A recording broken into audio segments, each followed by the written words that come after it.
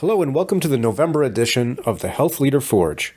My name is Mark Bonica. I'm a professor at the University of New Hampshire's Department of Health Management and Policy, and I'm pleased to bring you today Tim King, the Vice President of Business Development for Greene Construction, a construction firm specializing in healthcare facilities. Tim has a long history of working business development for construction firms, starting with his father's commercial real estate development firm, moving on to work with civil construction, including the Big Dig in Boston, and finally specializing in healthcare construction. In this podcast, we talk about the construction industry and business development in general, and then focus in on how business development in healthcare construction actually works. Tim talks with a lot of passion about his work, and I learned so much about a side of healthcare that I've personally not been directly involved with all that much.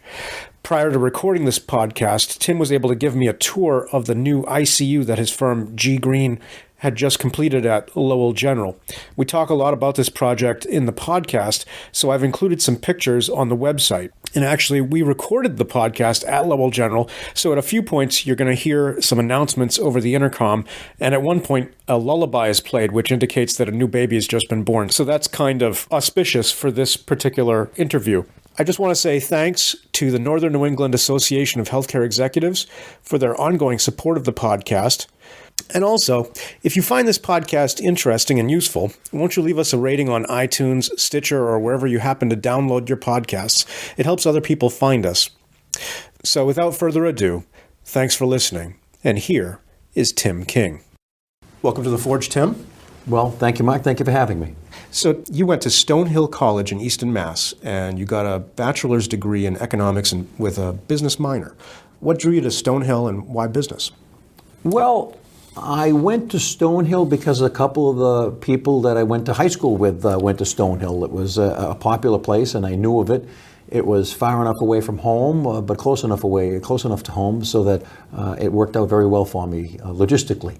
I applied to a few places, got into Stonehill, got into a couple of other places. I didn't get into BC, which would have been my first choice.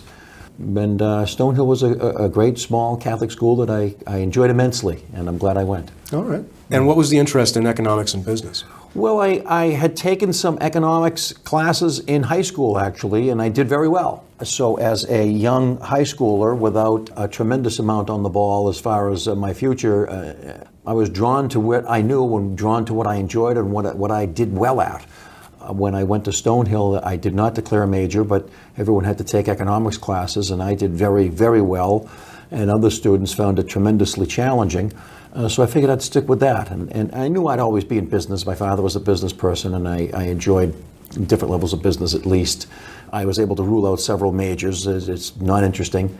So it just kind of fell into place. All right. So after graduation, you went to work for A.J. Lane and Company and King Guancy Development. Yes. Tell us a little bit about that organization. Well, that was my father was former governor of Massachusetts, and after he was governor and I got out of high school and college, he went to work with a real estate developer, and they did very well. And I was with my father, sort of an executive assistant type role, and he wanted me to learn and see and get exposure to different levels of business, and I wanted to kind of hang around with him, which was fun. And it was a great experience business-wise, and it was a great experience personally for my father and myself. After being 4 years a governor, we were able to really spend a lot of time together. And King Guancy Development was an offshoot of that one company with a business partner, Tony Guancy, in California, who was actually former road manager for the band Boston. Oh, wow. When they were the #1 act in the United States for 2 years running. And they did some real estate development out there, which was, again, extremely exciting and big-time business. And it was just sort of the few of us. And I was, the kid doing all the running around. And it really kind of forged my path into construction and my desire to be in construction and my, just how it went. So were you exposed to construction at that point? Were you helping planning or observing the planning? Well, there was a lot of development is, of course, finding land, finding tenants, getting the architect, designing the building, building the building, and building it on budget. So there was a lot of meetings with the architect, with the design, trying to keep it within budget, line items on the budget, making different choices, different mock-ups, different materials and so forth, and I found it all very fascinating. I understood it. I understood it from the very beginning, so I enjoyed it well. I enjoyed it enough. So you stayed in that field. So as you said, you had an early exposure to construction, and you went to Modern Continental Construction in Cambridge in 1999. Yeah. What drove you to make the jump from working with your father's firm to going to Modern Continental? Well, I wanted to have my own thing. After a little while, working with my dad was fine, but having a boss and a dad and a little bit of a micromanagement was becoming less attractive. And it was okay. My father understood, and he was starting to not slow down a little bit, but spend more time in Florida running his business. And so I went to Modern Continental. And Modern Continental at the time was the self-performing building, the Big Dig. Oh, okay. So that was right in the thick of things. Wow. And they did the work themselves. They weren't just managing. They weren't an engineer. They were a hardcore, heavy civil construction firm doing the work. Okay. And that was exciting as well. I keep saying that word, but that's what attracts me is the action of construction. And there was some massive and incredibly wonderfully engineered projects and difficult, close to impossible. One person said one time the Big Dig was like giving someone a heart transplant while they were running a marathon. and that stuck to me because the things that we were doing, and I started off in the purchasing department and then moved into the business development department. The things that we were doing there were extraordinary and really the toast of the town at the time of Boston. So for folks who might be listening to this podcast outside of the New England area, what's the Big Dig? Well, I thought everybody knew what the Big Dig was because it was a national project. Sure. It was a project that started out as a $4 billion budget that ballooned to $14 billion, which is why I think most of the people in the nation heard about it. But it was basically taking the streets and the central traffic artery of Boston, which was elevated through the city, and depressing it underground. So basically putting the entire highway system underground through the city of Boston, as well as creating a third tunnel under Boston Harbor, as well as many other ancillary and supportive projects. So it was a $16 billion heavy civil highway, exceptionally impactful project in the city of Boston. Wow. And so you mentioned that you eventually moved into business development. What is business development? Business development is sales. Okay. Business development is finding business opportunities for a construction firm. You don't sell a product, you sell your abilities, which is why it's not really called sales. It's more business development. It's beating the bushes, developing business, finding opportunities, finding out where projects are, and then getting or enabling your particular firm to participate, to be considered for that project, to participate, and hopefully ultimately to win the project. And when you say participate, you mean participating in the bid or? Participating in the bid or the procurement or the negotiation. They're going to choose someone to build the project.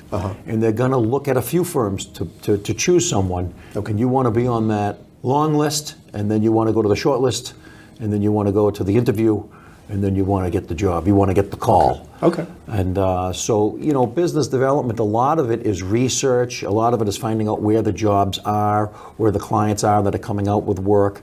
Researching how to create a relationship with that particular client, and introducing your qualifications for the project, and to a point of being considered where others might not be. So you were with Modern Continental for about 5 years, and then you moved on to William A. Berry and Son, a division of Suffolk in Danvers, and you are the director of business development for the healthcare division. Correct. I went to work for Berry. Berry wasn't always a division of Suffolk. Berry was absorbed by Suffolk. But what happened was at Modern Continental, when the Big Dig slowed down, Modern Continental slowed down. And when Modern Continental slowed down, some financial difficulties happened, and basically Modern Continental was absorbed by another company, which was fine, but it was time to move on. And Berry was not a civil company. Berry was not a tunnel, bridge, sewage treatment plant company. Berry was a building firm that did vertical construction of buildings. And they had a specialty with healthcare. And it was very close to my house as well. So, but that really didn't go into it as far as I can remember. It just worked out that way. And I had created quite a system for business development, for tracking and monitoring projects and tracking clients and tracking different contacts with them. Most people call that a CRM now. Okay. It wasn't as popular back then, so I created my own.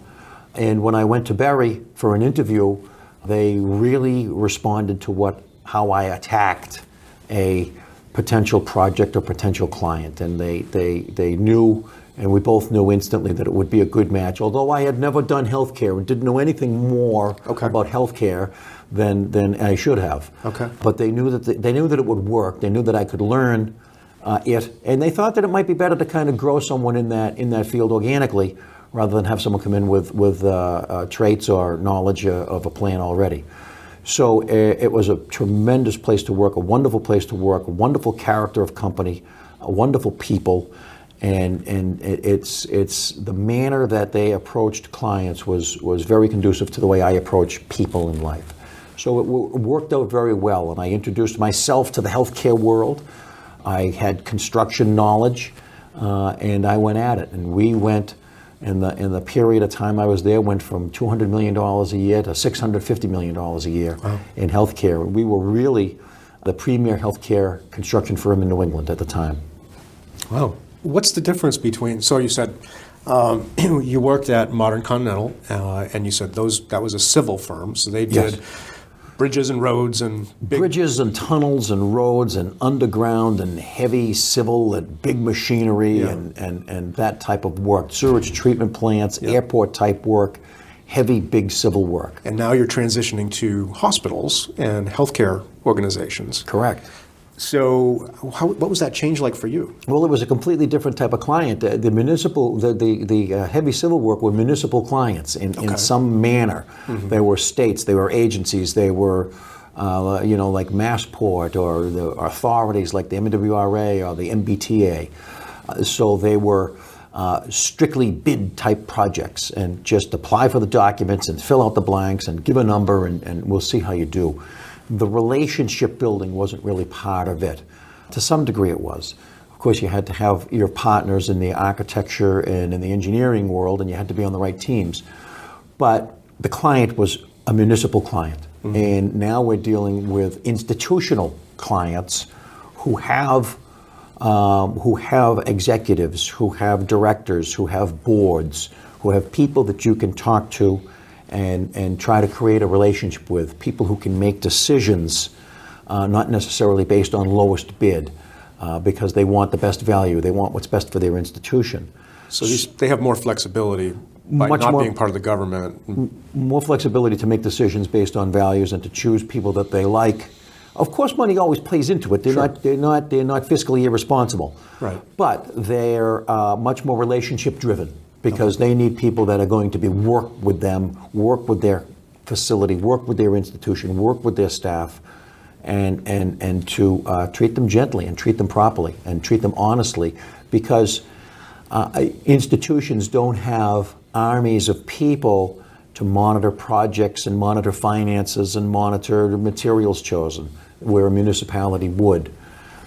So they had to be able to put much more faith in who they were choosing, because most of them have been through bad jobs and good jobs. Okay. So what was kind of the biggest learning curve for you making that jump from the civil side to the healthcare world?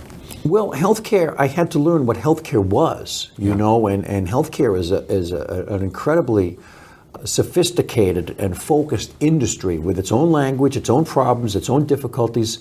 You know, most people can understand putting up a strip mall or putting up an office building, but a hospital construction has so many different intricacies and people involved and reasons for doing so. And healthcare itself has so many different factors that go into it. And at the end of the line is the facility itself. And so to really learn the healthcare industry and what my clients were going through and what their focuses were beyond me, because they weren't focused on me really. They once in a while they would be, but what was really driving their decisions, what was keeping them up at night, and how I could help, how I might be able to help, or how I thought I could help.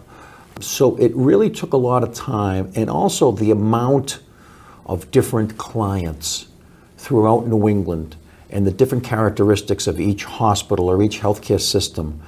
It was, well, you say it's a full-time job. Of course it was a full-time job, but it took a few years to really become knowledgeable in everything that I needed to be knowledgeable at. And then, of course, at the same time, I'm trying to be good at it, right, and not just knowledgeable, right, because there was competition. There sure, were some other great builders, and it was a ball. I tell people I was made for that job, and I really was, and luckily I still am. So what was it about you that you were made for the job? You get a lot of rejection. Yeah. And you have to be able to be personable and to be able to have intelligent conversations while working your way towards what I wanted to talk about. You have to be intelligent enough to investigate and to research and to find, successfully research, what you're looking for. You had to be personable enough and to deal with the rest of the industry, because before there's construction, there's engineering, and before there's engineering, there's architecture, and before that, there's planning. So to work with all of those industries and make friends there and deal with the right people, well, having to deal with all the people, and to kind of put together my list of knowledge of what the pipeline's coming up. Mm-hmm. There's only 10, 12 hours in a day that I could do this. And it took all of that for years and years before I could really, and I've never really got it, because it's always perpetually changing. Right. But like I said, I enjoyed it immensely, and I enjoyed the people. Taking rejection is not easy, and it wasn't easy for me. Losing jobs, getting the call, we didn't get a job, and that would upset me. It would upset me. It was like a belly punch for 1 or 2 or 3 days, depending on the size of the job. And the ability to bounce back and the desire to get the fire back, to go get the next one, because there's nothing like winning a big job. Sure. To get down the hall and tell everyone you got it, and to be able to really provide the business that the company needs and that the payroll needs and the employees need for the next 2 years is a great feeling. And honestly, one of the greater feelings that I had was for the institutions that now chose us. Yeah. Because everything that I said about my company was going to come true for them. And they were going to have a great project because I helped them choose the right company. Yeah. And I could be part of that. One of our projects, Bay State Medical Center, the new, the hospital of the future, they called it, and the emergency department and so forth, won a Vista Award, which is the highest award in construction that a hospital can win. And there's only 3 categories, and only one winner in each category in the entire country per year. Wow. There's new construction, there's renovation, and then there's mechanical, HVAC. And we won for new construction. And so it's the highest honor that could have been bestowed on anybody nationally. And we won that project. And of course, the people that executed the work on the project really, really won it, and the people that designed it really, really won it. But I was part of it, and I was there on decision day, and I was fighting to make the right move for them, which was to choose our company, of course. Yeah. And we won that award because my company did it, and that was my responsibility. So the people that were up on stage winning that award or accepting that award, the 4 or 5 people, I was intimately involved with them, and I was very proud, and I have that award in my desk at home, and I feel very, very, very proud of that. Let me just add, I feel very proud of that because of what that hospital means, what it means to the staff that works at the hospital, what that new facility, what that new portion of the facility means, what it means to the patients that are running through that, what it means to that community. That puts me that puts me personally, I'll be selfish, on the map for Yeah. having counted in something, something big, something important. Yeah. That must be one of the rewarding parts of working on things like constructions. You can really see the tangible outcome of the work. You can, and to be part of it is great. And to go by buildings that I lost and got built, it hurts, A perpetual reminder. In the building that we're sitting in right now, Yeah. we lost a project. Uh-huh. And I met the CEO of the hospital outside one day as the project was going. We were talking about another project. As the project that I lost was going up. And I pointed to the construction, to the steel, and I said, I'll tell you something, Jody. Looking at that project goes through me like a spear. I'm happy for you. I'm glad you'll have a great project. It will be great. They're a good firm. But it goes through me like a spear that we didn't get it. Yeah. And he understood what I meant, Yeah. that I wanted it, that I wanted to do that project for him, Yeah. that I wanted our company to perform for him. Now, of course, it's a great feeling and gives me great swagger to run down the hall and we got this one. I brought this one in. Right. Of course, it's a professional satisfaction, but Yeah. but on a personal level, it's a much deeper thing. Yeah. I think one of the things that's kind of scary about business development and sales is the rejection. I think that's what keeps most people just envision having to deal with the rejection over and over again. It's a tremendous amount of fear, and, Yeah. and most people don't like it. And most people are afraid to cold call or knock on the door or just investigate. And I tell myself, or I told myself early on enough times so that I got past it, that I'm trying to help that institution make a great decision.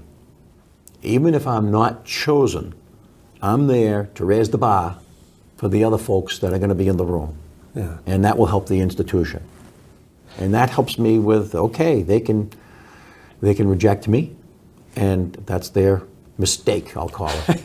It's Right, of course. it's but I'm more confident than not. But it's at least I've given them the shot to make decisions and information to make better informed decisions. Yeah. I'm part of the industry. I'm part of their healthcare industry. I'm part of their process, and I want to be as much of a resource to them as possible. Whether it's 100% resource and they choose the firm, or it's a 25% resource as in we gave them information to help them make the right choice or a different choice, or however I can be a resource. Or sometimes I tell them we want to be friends first. If you have numbers you want to bounce off us, if you're thinking of a project and you want to take a look at constructability or how it would work, or maybe schedule review or safety, how safety would work, or maybe the flow of a project, we'll be glad to talk to them. We'll be glad to talk to them and go over it with them, and if we're friends, the business will follow. So you mentioned a minute ago, so we're sitting here in Lowell General Hospital, and we're going to talk a little bit about a job you did in a little bit, but Redemption. Exactly right. So it's interesting. I mean, you lost a job, as you said, to this in this hospital. You would have been in this hospital, but you just executed one. So the opportunities kind of come back up again. Right? Yes, sometimes. Yep. Yeah. Yep. Okay. Yeah, sometimes they do. I mean, the bigger the institution, the more opportunities they're going to have. And a lot of folks that'll be listening to this interview will have a small community hospital that may have a project every 5 years. And a lot of that has to do with what they need and what they can afford, and a combination of the both of them together. But some of the larger institutions, like maybe Lowell General or Circle Health, or even some of the downtown hospitals. Some of the downtown hospitals that my company works at has a steady churn of small projects and a regular churn of medium projects and a consistent, flow of bigger projects as well. So it's great to do an interview, as the people in Lean call it, at the Gemba. Go to where the work is. Yeah. Yep. Okay. You were with Barry for about 6 years, and then you moved on to Jones Lang LaSalle. Yeah. And you were the vice president for healthcare for the New England region. Yes. So tell us a little bit about that. What made you make the jump? Well, there? what happened was Barry was bought by Suffolk. Suffolk was the big player, the big construction firm in Boston, and they had difficulty in establishing their own healthcare practice, and they wanted to be in healthcare. And eventually they got sick of beating their head against the wall, and bought Berry, which was really a clash of characters, the type of characteristics of the institutions that we were in, a clash of the companies. You couldn't get any different, almost. And so it worked for a while, and then different people phased in and out, and I phased out. I had an opportunity to go to Jones Lang LaSalle and basically start their healthcare practice here in the city of Boston. Okay. And that was a great opportunity too, because Jones Lang LaSalle is a real estate company and a real estate brokerage and a real estate investment firm, and they just wanted into the healthcare market. But what they offered were a menu of different services. I mean, they had a construction division, but they also offered financing and investment into healthcare institutions. They offered lease type analysis and portfolio analysis and real estate type analysis that healthcare institutions sorely needed. They offered a real menu of different real estate focused and finance focused services to healthcare institutions. So I enjoyed that, because at the time, most healthcare institutions were a little bit lacking in that level of sophistication, and there was a lot of low-hanging fruit. There was a lot of bottom line that could be affected by different real estate strategic changes of thinking. Wow. Okay. So you said they had a menu of services that they would offer, but you said you were building their healthcare line. Was that just here in New England, or did they already have a healthcare line and they wanted to extend it to New England, or were you introducing healthcare to the organization? Jones Lang LaSalle is a global firm, and certainly a national firm, and they had a few healthcare specialists throughout the country, but they wanted to become more healthcare centric, or have a bigger healthcare presence and cover the market with all of their services. So I was unique in Boston, and there were only one or two others in the country that they were trying to sort of model out with. So when I'd secure an inquiry or a project with a particular service line, someone would fly in and do that. Someone would fly in from Dallas and do portfolio analysis. Someone would fly in from Denver and do financing analysis and MOB, a medical office building sort of investment or monetization. We were involved with the disposal, I'll call it, of the old Maine General Hospital up in Augusta, Maine, excuse me. Yeah. And that was interesting, because they were building a new hospital and they didn't know what to do with the old one. And it was only good for a hospital because it was already built for that reason. Sure. And they were the hospital, so they didn't need it, and so nobody needed the building. Right. And honestly, at the time, the region wasn't exactly robust with real estate development activity, and so we were involved in how to manage the disposition of the building. Sure. So a hospital, the hospital board and the hospital management probably doesn't have that in their skill set. They don't. They didn't at all, and especially something at that level. Yeah. And a lot of hospitals have, not since, because I don't want to infer that it was us that started the trend, but since then, a lot more hospitals have developed a real estate officer at some level in the upper staff, because it is such a valuable. All of the assets have so much value, and everyone's trying to squeeze the lemon a little bit more. There's a tremendous amount of efficiencies that can be found in the real estate, whereas most hospital administrations are thinking clinical. And they look at the hospital, and they look at the nurses, and they look at the docs, and they look at the patients, and they look at the payments, and they look at how many steps does it take, and how can we be more efficient with the flow, and they're not thinking, why don't we look at the real estate leases and tighten them up? Why don't we look at better location analysis, so that we're not wasting our time or our money in 75% efficient locations, things like that. So it was eye-opening to a lot of people. Okay. It was good. Yeah. So you were with Jones Lang LaSalle for a couple of years, and then you did wind up back with Suffolk? Well, Jones Lang LaSalle kept on getting more and more business, and the Boston office was being successful. And as a brokerage firm, they decided to go national. Okay. There was it was going to be out of Chicago, and there was some who's paying what and how, because each office is responsible for their own profit and loss. It's run like a brokerage company. Okay. And at that point, things got a lot hairier for me, as far as Chicago goes, and I wasn't going to move there. Right. So I made the decision to go back into. I moved back temporarily to Suffolk. Okay. Who had wanted me and was kind of wooing me to come back, and I was available, so I did. I went back there, and then eventually, started my own business development firm. So, sorry if I jumped the gun. No, that's great. Yeah. No, and we'll get to that in a sec. One of the thoughts I had was, as you were saying, Jones Lang LaSalle wanted to move you out to Chicago. Your roots run deep here in Mass. Absolutely, yes. And I had children at the time too that were very young, and it wasn't going to happen. So, but a lot of kind of what you've described to me, the value, a lot of the value that you've built over the years are your relationships with, and your history in the area. So jumping to Chicago would kind of pull you out of that.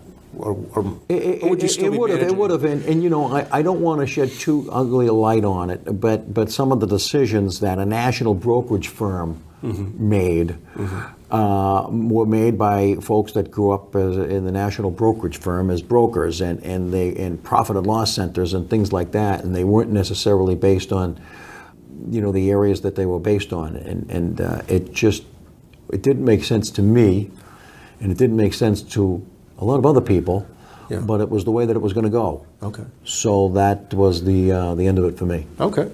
So you did go to Suffolk for a couple years, and back to Suffolk, and then you launched your own business. Yes. Your own business development. What made you decide to do that? To jump from being part of a larger organization to kind of doing your own thing? Well, what made me decide to do that was the constant gnawing of wanting to do my own thing, and I think most people have it, and some people have it to a larger extent. That little voice inside, or that sort of when you're lying in bed at night thinking about doing your own thing, having your own business, and that was always there. And I always knew, and I've said it earlier in the podcast, that I was born for this job, and business development would be.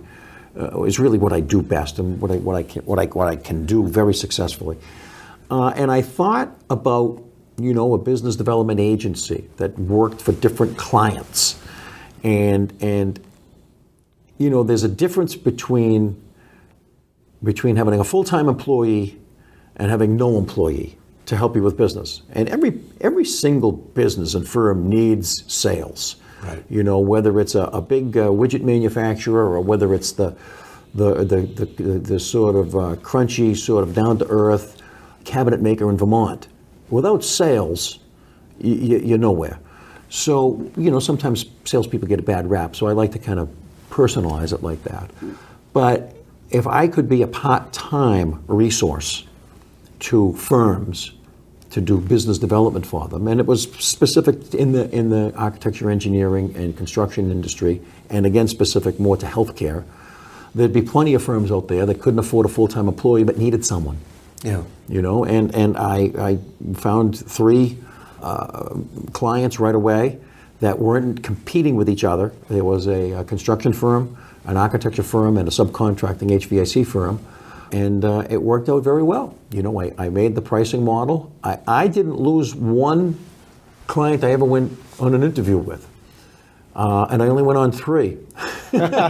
So, it worked out very well. And my desire was to have other people working for me and have other clients and have sort of an agency. Yeah. What ended up happening was I was always doing the work and always concentrating on what I was doing, and didn't take weeks off to sort of develop the business. Yeah. But I had a great time, and other people responded and they wanted me to do work for them. The other thing is I needed to have people that would do it like I would.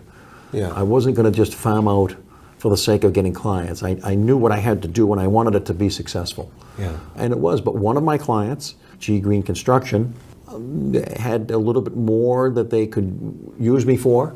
And as things changed over the few years that I was doing this, I was spending more time at Greene, and then we were talking about maybe coming on full time and doing more for them. And so that's how it happened. There was no problem with the other two clients, no fireworks. I'm still very friendly with them, of course. But I'm friendly with everyone in the industry now, as opposed to just them, and I work for Greene. Okay. So are you still your own entity and working for Greene? No. I'm a full-time employee for Greene Construction. Okay. Yes. I've gone back to working as a business development person for a construction firm. Okay. Now, were the three companies that you were working with, were they all healthcare specific, or were they more general? G. Greene was, of course, and the architect that I worked for, Margulies Peruzzi Architects, was specifically for the healthcare practice. Okay. But again, limited to 1 day a week. Okay. Or a quarter of my time. Yeah. Which is good, but it's not enough time, I don't think. And my expectations of my own performance were full-time expectations. And I was only working quarter time, so it was slower than I liked. They seemed to be fine, and we got some good clients and we got some business, and helped establish them in the healthcare field, which was great, and they're still going very well with it. But it was a different type of model. Yeah. And they're fine now, and I guess that's it. Okay. So we haven't talked a lot about the specifics of running a project, but let's say, now that you're working with Greene, let's say maybe we could talk specifically about the project here at Lowell as an example. Absolutely. So how did you go about getting the project? Well, you go about getting a project, it's a long process. You go about not getting projects a lot more than you go about getting projects. To go about getting a successful project, you have to spend time in the healthcare world. And so I've described myself as a healthcare guy that does construction, or maybe a construction guy that does healthcare. It's really the two are intertwined, because I spend a lot of my time in healthcare organizations, healthcare associations, healthcare events, healthcare presentations. And I do that because I need to, one, know what's going on in the industry so that I can better talk with my clients or better understand my clients.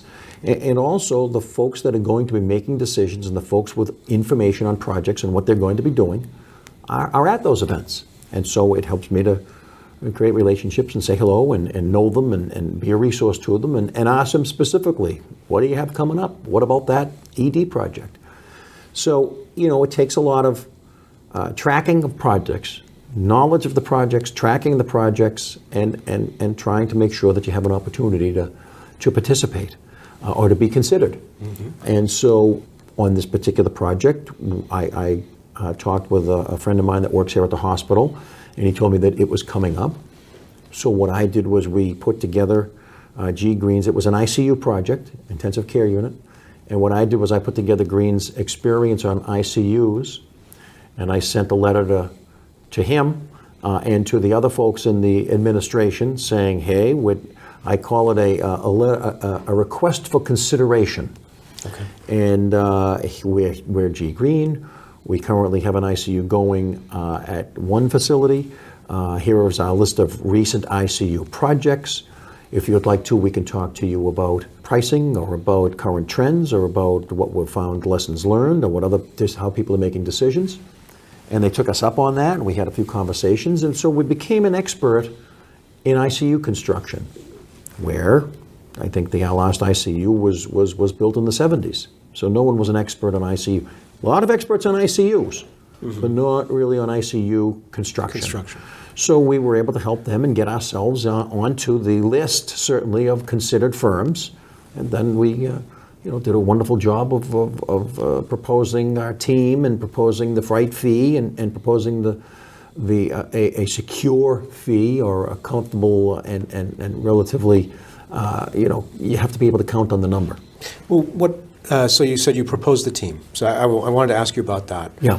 Does Greene use external companies like an architect? Do they have everything? No, actually, they're generally separate. They're generally run as separate procurements. First, the architect, first the planner, which is sometimes inside and sometimes outside, will be chosen to help the hospital find out what they need. Do they need it? How big do they need it? How much throughput will they need? How many patients do they need to see? And break that down to how many beds they'll need. It's that mathematical. Yeah. Now it's a heck of a lot more complicated than that, but you can break it down to eventually they're going to find out how much square footage, how many more beds, how many more ORs, how many more ICU beds, how many more regular beds, whatever the case may be. How much more stations in an ED they'll need. And that's the planning. And then the architect will come in, and sometimes the architect will help with that planning, but then the architect will draw it up and say, if you do it this way, it will cost this much. If you do it that way, it will cost that much. And you try to stay within the budget or the character or the tone of the institution, and certainly you stay within their budget, and also maintain the scope of the project, what they need. And so the architect will draw that up, and then they'll be able to go to the market and ask for construction input. Here's what we're planning on doing. Here's some initial designs. How can you do this? What would you say is an approach to this project? The constructability of the project, because building in a healthcare institution is a lot different than building on an open space, building a Walmart. Mm-hmm. The impacts for space requirements, for laydown of construction materials, for dust control, dust mitigation, debris removal, demolition, odors, sound, noise mitigation are all have to be considered. Infection control has to be considered. Especially in this case because the project that you were doing was in a functioning hospital that had patients and...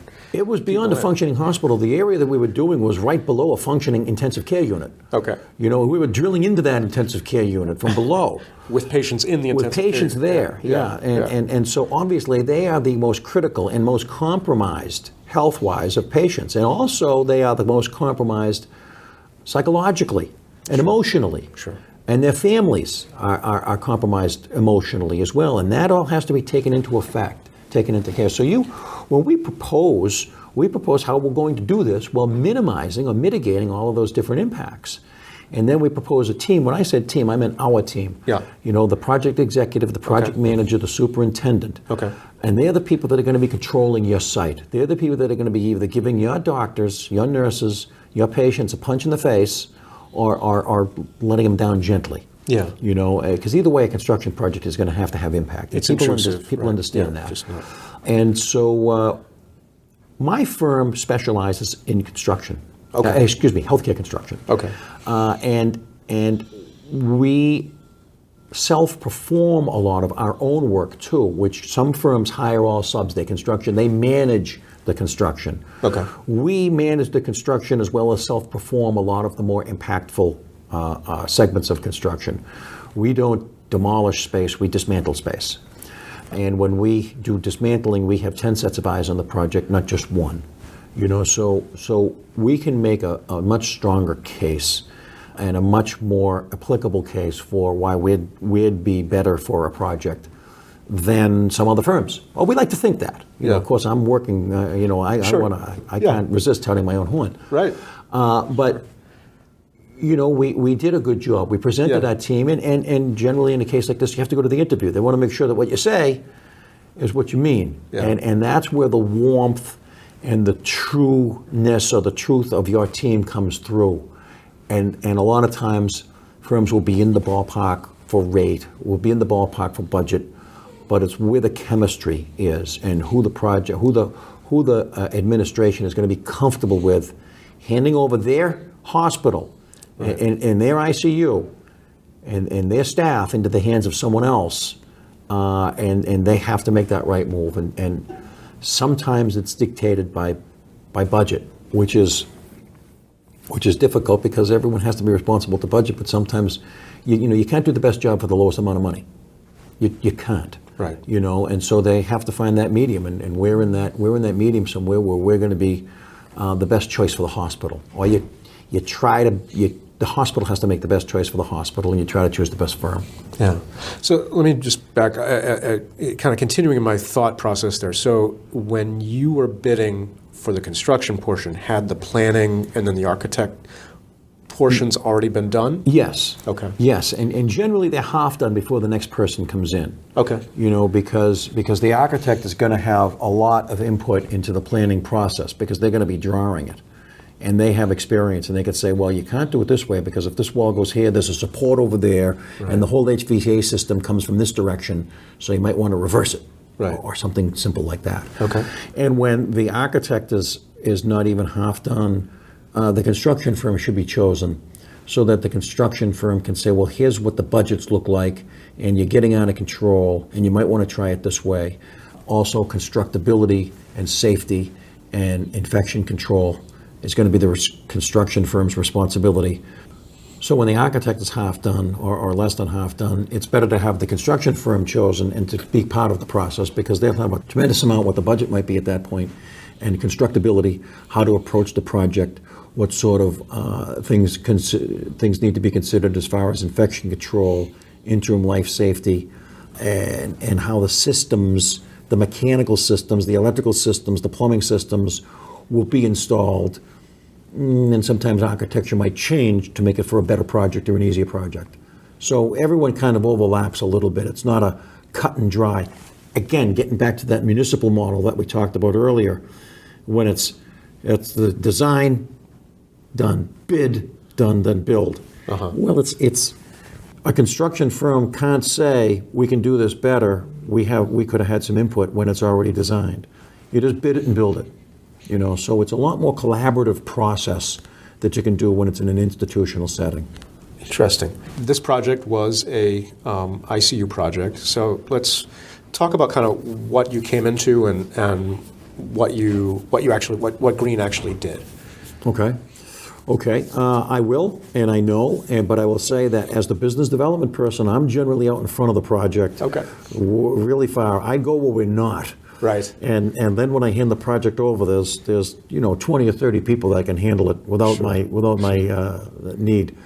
But what we came into was you get the call, and you've won the project, and fantastic. And then you have a kickoff meeting with the user groups in the hospital, the administration in the hospital. The user groups are the ICU nurses, the ICU docs, and the architect. And you start to warn everybody, this is what's going to happen. This is how long it's going to take. This is how it will be phased, and these are the times of the impact. And that will break down, of course, to when you actually start, and you have 2-week look-aheads, and you schedule everything, all of the impacts with the people that are there doing the work, because they're the ones that are going to be impacted, and they're the ones that tell you to shut down sometimes, because there's a particular situation, a sensitive situation going on. And then, really it's just a matter of managing a construction project with, like a lot of other projects get managed, but we've already got the right team and the right people. So like any other project, you start with some dismantling and you get your equipment in, and you get your materials in, and you hire all of the subcontractors, the mechanical, the electrical, the plumbing, the flooring, the ceiling, the outside site people, the glass people. And so these are not people who are on the Greene team permanently. Right. What we do is we put those pieces out to bid. Those are the subcontractors, and we'll try to get 3, 5, 7 bids on each, and we'll sit down with the hospital and choose who we want to do business with. Now, Lowell General Hospital is a tremendous presence in the community, and certainly wants to make sure that the business goes to people in the community. As the construction firm responsible for the construction for the project, for the outcome of the project, we have to be considerate of the outcome of the project, of the quality of the project, and that doesn't necessarily mean the local guy all the time. There might not be a healthcare focused person with enough size and expertise locally. So sometimes we have to go outside of that area. The hospital also makes the decisions. Again, we work with them to make these decisions on budget. You know, sometimes you can choose the cheapest guy in every category and end up with the cheapest project, but it's not necessarily the best value or the best project. Yeah. So you have to help make those decisions as to what's the best company to do this particular segment of the work. Now, we've already estimated the project, and we've estimated it through a couple of different phases of design, and so we know where it's going to end up basically, and you're in the right ballpark. But again, choosing the right subs. And it's workability too. You have to be able to choose the subs that know how to build in a healthcare environment, and there's going to be labor harmony. You know, you can't choose someone that's going to come in here and beat everybody up and not care about the next guy that's before them or the next person that's next to them or the woman that comes after them. You have to choose someone who's going to be, again, collaborative and a team member and work for the common goal of what the hospital needs to get done. Sorry, lost my train of thought. That blew you away, didn't it? Yeah, it did. Fantastic. So I'd like to maybe get a couple of pictures of the facility to put on the website when we're done. Sure. We have photos that we can provide. Yeah, it really was a beautiful. So we walked through before we started recording, and it's a beautiful ICU, and it's got a really unique design. So maybe we could talk a little bit about that. Well, it does have a unique design, and it just happened to be the character of the institution before we showed up. There is a requirement. There's in Massachusetts at least, and I'm sure in every state has some office of DPH, Department of Public Health, and they monitor hospital construction and the CON, which is the Certificate of Need, or the DON, Determination of Need process, which is what a hospital has to apply to get the okay to go ahead with the project. For instance, if there's 2 hospitals in a town and one hospital just built a 20-bed ICU, the next hospital would not be able to apply for a 20-bed ICU. They would determine that there's enough ICU space or something like that. But they monitor that pretty regularly, and they also monitor sizes and sizes as in floor sizes, room sizes, temperatures, and all sorts of other integral components of the atmosphere of the hospital, of the care area. And one of those is natural light. And in our state, at least, the DPH demands that there's natural light to add to the healing environment in an ICU room, which means a window. You got to have an outside window. You can't have it down in a bunker and expect patients to be comfortable. But that's mandated. That's a rule. And what this particular hospital had was an outside ring. The exterior ring of the building was the family area, which meant that the interior ring was the ICU area. So they did not get direct exterior light. But it did get indirect exterior light because the whole outside area, we call it a racetrack, the whole outside track of the area was all glass, as you saw. So there actually was plenty of exterior light coming in, plenty of light shining in and adding to that comfort level and that relaxation level for the environment of care. There's all kinds of studies that back this up. You know, it's not just someone deciding on their own. This is clinically based rulemaking. And so, excuse me if I got off track, this particular hospital likes to have an outside track for family area.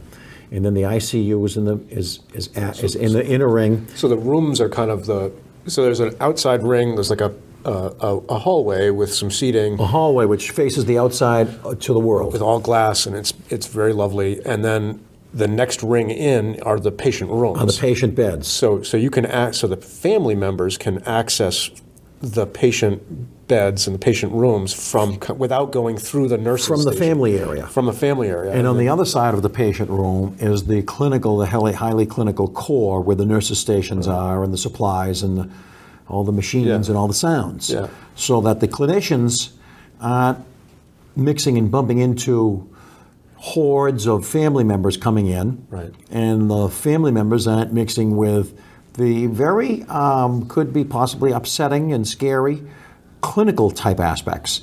So it works out very, very well. It was a really neat. So there's 3 concentric circles. The center is the nurses' station with where the providers are, looking out at the patient areas. Then you have the next ring are the actual patient rooms, and then outer ring is the family area, and so the families could potentially come in and never really. They could see through to the other side, to inside the. Sure, but they're not traipsing through the whole clinical area yeah. and seeing all sorts of other patients, which has consequences for both sides, and it's a very uncomfortable place, the ICU. Yeah. That, let's face it, it just is. Yeah. And they're only comfortable really with their own folks.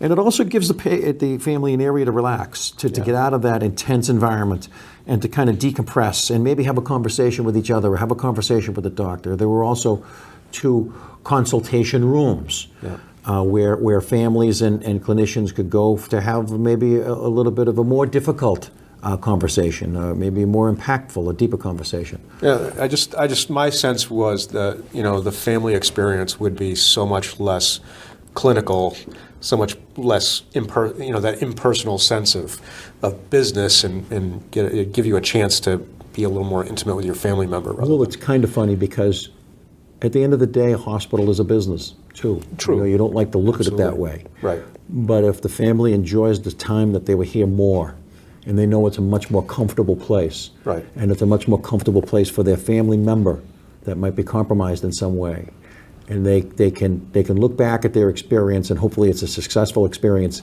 in the ICU, and say that was really something that was really enjoyable. We could relax, and it wasn't as difficult as the time we went to that other one. Well, then you're likely going to come back to this hospital, and it also helps with recruitment, which is a very high priority in hospitals. Staff retention, staff recruitment. So they put a lot of time, money, and space here at Lowell General Hospital. Space, valuable space, into that family area. And it was all for many different reasons, and it's worked out fantastically for them. Speaking of space, we were talking before we started recording about the cost per square foot of healthcare space versus, say, office space, and you were kind of explaining what drives that much higher dollar amount. Well, healthcare space is going to be more expensive because of the things that it needs to have in it. I mean, if you're looking to build an office space, you need walls and doors and carpet. So you take that and you need that in a hospital space, but you need much more upgraded walls. You need walls that will be much more easily maintained, easily cleaned, antimicrobial walls. Doors have to be more secure. Doors have to be more soundproof. Doors have to be more, again, antimicrobial, and then countertops as well. But then there's a lot of plumbing involved.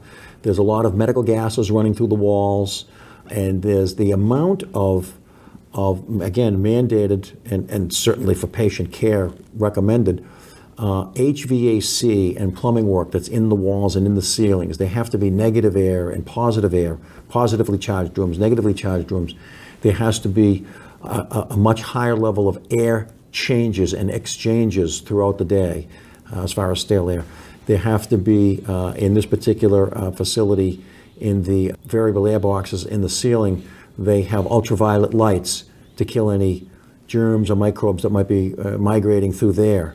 In this particular environment, patients are compromised. Their immune systems are compromised, and they are vulnerable and susceptible to different situations. And, the hospital is where everybody that's sick comes. So it's if you want to get sick, you go to where the sick people are, and it's an unfortunate reality. So they have to really step up to be a much, much more efficient, a much more expensive level of construction to protect their patients and protect the staff as well.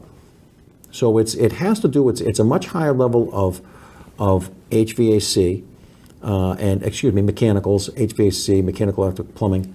The floor to ceiling ratio is a lot higher because you have to put all that stuff in the ceiling. There's equipment that has to be supported, the overhead booms, the overhead things for bariatric patients, the isolation rooms, things like that. The types of door systems are much more expensive because of the security levels or the safe or the the infection control levels that have to be implemented. And you look at an operating room, the type of, or a research lab even, the level of construction there and the types of equipment, the types of materials, the types of support in the walls and the ceilings and the floors is much, much more expensive. Healthcare construction can cost, and that's one of the things that Obamacare was doing, was they were driving hospitals to decampus themselves and to build much less expensive clinical treatment space, whereby if I'm going in and I'm a healthy 35-year-old male, which I'm not, but if I was, I'm a healthy 52-year-old male. So I'm a 52-year-old male and healthy, and I have to go in for my annual physical. Yeah. Why should I have to go into a downtown academic medical center, which could cost up to $700 or $800 a square foot, when I don't need any of the equipment and any of the need for any of that extra cost? When I can go to a medical office building, maybe in my hometown or the next town over, that's built a little bit more commercially and doesn't have nearly the amount of guts in the walls and bones in the walls, and have my little checkup, and that will be fine. So, and that's one of the things that Obamacare has been driven to do. And of course, if there's a deeper issue, then I can go into the academic medical center where I can be treated at a high level. Healthcare is an expensive building to build, or an expensive types of building to build, and it's another area where they're looking to become more efficient, and you'll see a lot more of urgent cares in the Massachusetts or the New England area, where you'll see a lot more medical office buildings, and they call them medical arts buildings. The hospitals are still busy, but not everybody has to go to a hospital to get a level of care. And you'll see more and more too telemedicine. I might not even have to go see the doctor. Right. I can do a telemedicine or a Skype and show them the rash that I have or the bruise that I have, and they'll tell me what to do.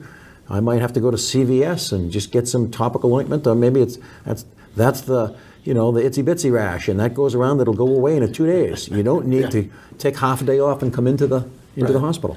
Well, how are those trends affecting, as you look into the future for Greene and for the industry, for the construction, for the healthcare construction industry? How are those trends affecting your business and your thoughts about the future? The more things change, the more things stay the same. I mean, they've been saying for years that there's going to be, for decades, that there's going to be a need for less beds, and it just hasn't happened yet. As technologies advance, more and more things can be treated, and as technologies advance, more and more treatments are successful. So you're kind of switching one from the other. As far as construction goes, whether you're building academic medical centers or building medical office buildings, you're still building healthcare space. Yeah. The baby boomers are just starting to come into the real frequent flyers, as they say, for medical needs and for healthcare. So no matter how much technology is taking things away, there's just going to be more and more need for healthcare. Okay.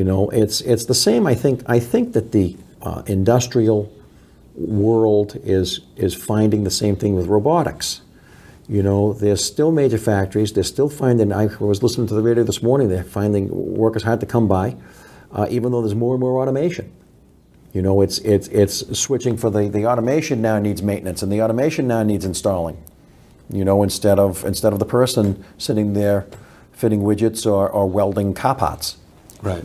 So I don't think I go to a lot of healthcare conferences, and I hear a lot of futurists, they call themselves, talking about how the change of healthcare is going to be imminent, and it's going to be dramatic. And honestly, I've been doing that for 15 years, and I haven't seen much of the change. So maybe I got my head in the sand, but everything changes, and I don't think it's going to be dramatic. So you've had a long career, starting with real estate and construction, and thinking commercial maybe with your father's business? Yeah, I'd say more commercial, yeah. I got into healthcare when I went to Berry. So starting with commercial real estate, moving to heavy civil, and now having spent the last portion of your career primarily in healthcare. How does that all kind of fit together for you? How have the lessons, what were the lessons that kind of you learned from the beginning that still stick with you? Well, I'm a construction guy. Yeah. That's what I am. I'm not a finance person. I'm not a banker. I'm not a doctor. I'm a construction guy. And I enjoy being a construction guy. I enjoy it. I enjoy being that person. I built my own house because I'm a construction guy.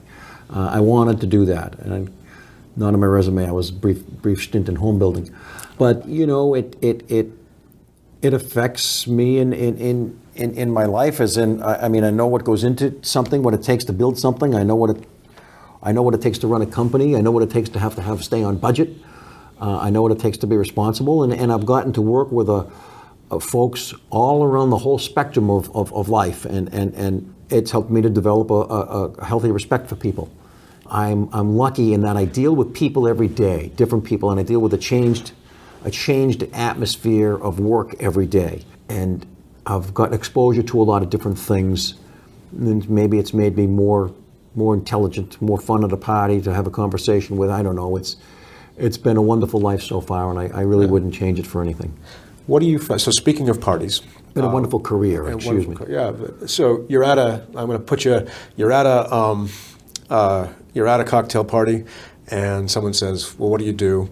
And you say, "Well, I'm in healthcare construction." What do you find yourself then having to? What do they assume that's wrong? And most often, and what do you find yourself having to educate people on? Whether it's a cocktail party or more importantly, probably talking to a board member who maybe doesn't have experience with a board member at a hospital? Yeah, that maybe. Well, that's more fun. Yeah, that maybe doesn't have direct experience with construction, for example. So, what do you find yourself most often having to explain about construction that people just kind of either have wrong assumptions? Well, people just don't get it if I say I'm a construction executive and we focus on healthcare construction. The next question might be, what do you mean? Or I'll see the question in their eyes and I'll say, we build new hospitals, additions, renovations at hospitals. That's what it is. Okay. Because if people aren't in the construction industry, they don't quite get it. They don't look for it. They don't listen for it. They don't see it. And I sometimes make the assumption that everybody's thinking what I'm thinking. Right. And it's just not right. Right. So and they find it interesting. They find it interesting, but it's more of a construction answer. Yeah. And if I'm dealing with a board member, well, they generally have gone through a project or know that a project is cooking at some point. Yeah. So when I'm dealing with a board member that has healthcare knowledge, they've all dealt with a project of some degree and some level at some point, and so they know a lot more about what I'm talking about, and they might have a little bit more interest as in what's the cost of this coming up, or what's it cost these days for that, or when you do a project like this, how did you approach it? And my desire when talking to someone like that is, what do you have coming up next? And I'll help you. Okay. That's a bonanza when I run into someone like that at a party. But it's just like everybody else. It takes people understand what you do for a living. Sure. So for I'll say this though. When I tell people that, I'm proud of it. Yeah. I'm proud of what I do. Yeah. I enjoy what I do. I'm proud of the work that I do. I'm proud of the work that my company does. I'm proud of the clients that I have. I have to say that after having seen the work you guys did here, it's pretty impressive. So well, the work is nice, but I hope that the person that led us around, Jeff, the facilities director, I hope that he was able to convey the satisfaction and the comfort level he had with the company as how it went. A construction project is. You can either get it done well and have it be comfortable for everybody, or you can ride it like a tiger. You'll eventually get to the end. But if the project if the process is horrible and terribly uncomfortable and impactful to the hospital, we've done a terrible job. And that affects me in two ways. One is I don't feel right about it. And two is they're not going to call me back either. So getting it done right is important for a couple of different reasons. Some of them selfish, some of them altruistic, but both very real. So as you know, I teach an undergraduate program in healthcare management. So for young folks who would be interested in maybe getting into the healthcare construction side of things, that portion of the industry, what kind of advice would you give them? Well, it's funny, and I know you come from the more administration level, and there are schools like Wentworth Institute of Technology that teach construction and construction planning, design, architecture, etc. and specialize in healthcare construction. What I would advise your students who are more administrative, healthcare administration wise, to get into is to pay attention to it, is to know more about it and not consider it, oh, the guy's in the basement. You know, there is a tremendous impact to bottom line. There is a tremendous impact to your patients. There is a tremendous impact to your staff. And there's a tremendous impact to the space and what your hospital is to the community and to your patients. And you know, I don't want to put anybody in a bad light, but I say sometimes the administration tends to not know construction, so they tend to not participate, care, involve themselves too much. They'll involve themselves in the budget, because that's what they do. But this particular institution has a great COO who was really involved in the construction, liked to stick her nose into it, liked to go to the meetings, liked to know what was going on in her hospital, in her ICU, because her whole hospital means something to her.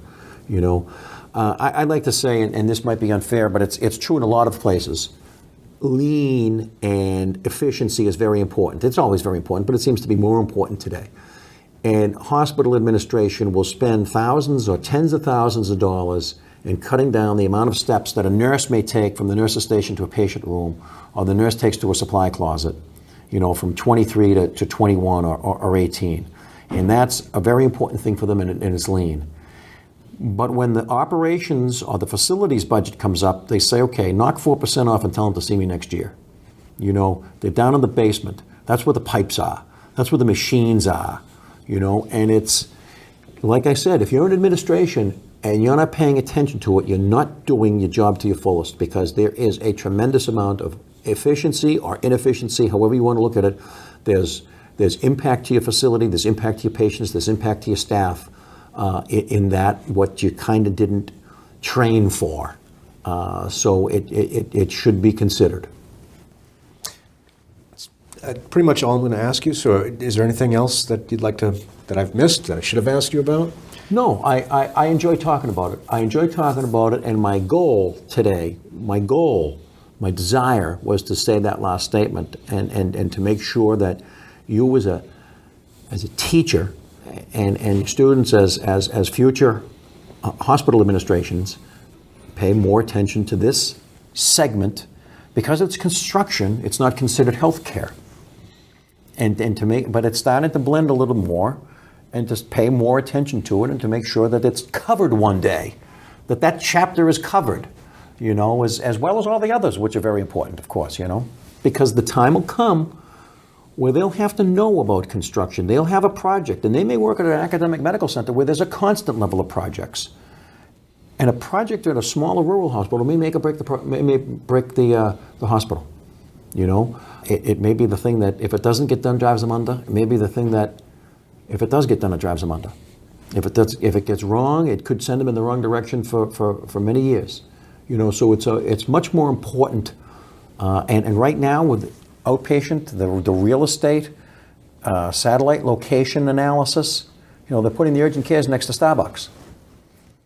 They're saying right now that they want medical offices in strip malls, because that's where the people are, and that will help the strip mall, and it will help the medical office. And so the retailization of healthcare in the commercial sense is coming, and it's the business end of it. I understand that for generations, hospitals have been the place for care where wonderful people work, and there's free care, and hospitals started in the United States because of the religious institutions. It was a charitable thing, healthcare. And the industry for generations became charitable and not focused on the bottom line. But now that's changed. And so all things have to be considered in that bottom line. And the facility is one of the biggest expenses. Thank you so much for your time today. This has been really very, very enlightening for me. You're welcome, and I'm glad to be able to help you. I really am. You've been listening to the Health Leader Forge, a joint production of the College of Health and Human Services at the University of New Hampshire and the Northern New England Association of Healthcare Executives. Please go to our website, healthleaderforge.org, for more information or to leave comments about today's podcast. Look for Health Leader Forge podcasts on iTunes, Stitcher, SoundCloud, and other podcast distribution sites. Thanks for being a part of the Health Leader Forge community, and we'll talk with you again in about 2 weeks.